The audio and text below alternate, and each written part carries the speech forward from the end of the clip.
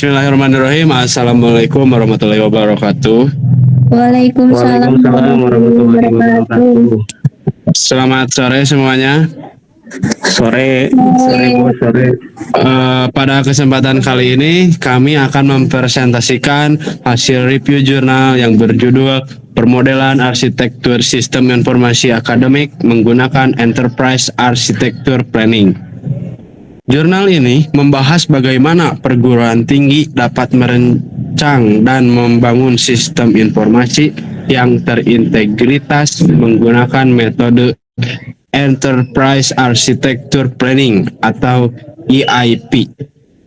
Mengapa arsitektur dibutuhkan?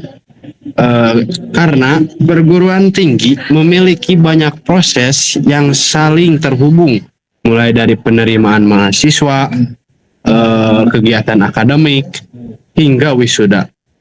Tanpa perencanaan yang baik, data bisa terpisah-pisah dan sistem sulit berkomunikasi.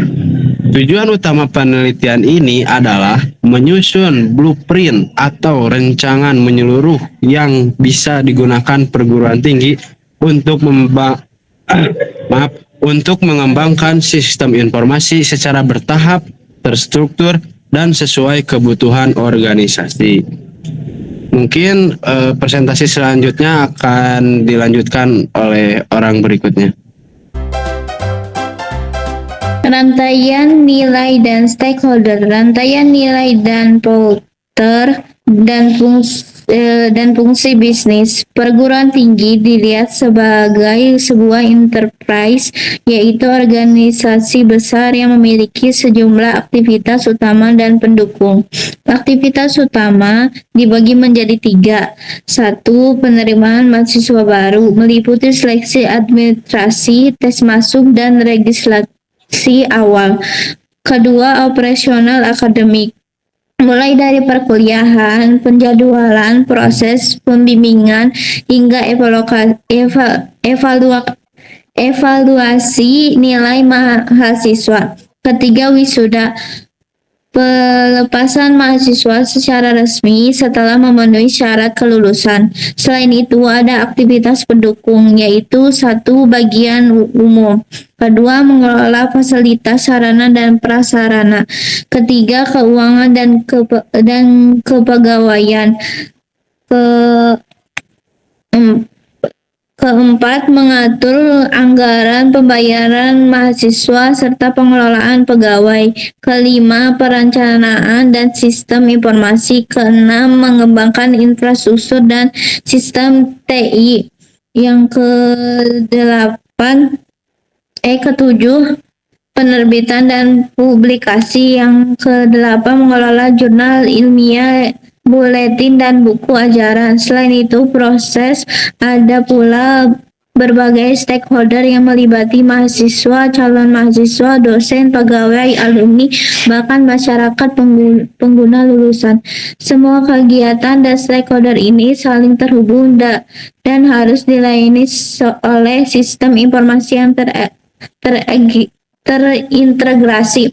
Selanjutnya yang akan disampaikan pada pemateri selanjutnya. Langkah pertama dalam EIP adalah menyusun arsitektur data, yaitu menentukan data apa saja yang penting bagi organisasi. Dari analisis bisnis, jurnal ini mengidentifikasikan lebih dari 40 entitas data, di antaranya mahasiswa, dosen, mata kuliah, jadwal kuliah, nilai, kurikulum, keuangan dan anggaran, aset kampus, alumni dan wisuda, dan masih banyak lagi.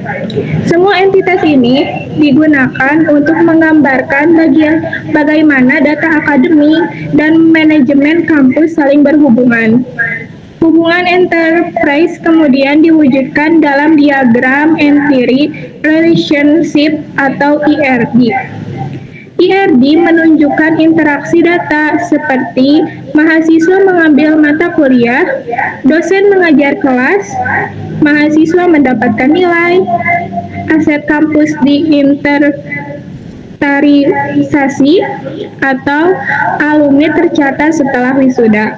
Kesimpulannya, data perguruan tinggi sangat kompleks sehingga harus dirancang dengan struktur yang jelas sebelum membangun aplikasi.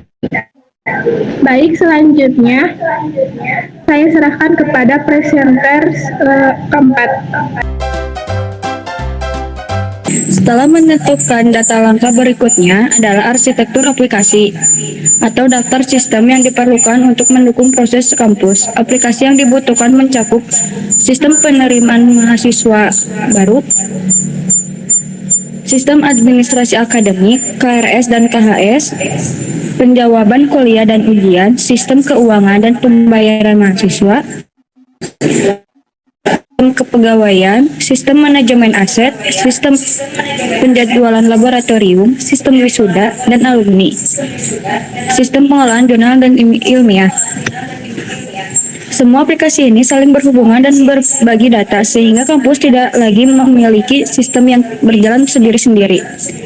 Tahap terakhir adalah arsitektur teknologi, yaitu infrastruktur yang diperlukan seperti sistem operasi yang stabil dan mendukung jaringan kampus, perangkat keras yang andal dan scalable, jaringan dan komunikasi antar gedung kampus, manajemen basis data yang terpusat, kebijakan keamanan, otorisasi pengguna, dan perlindungan data.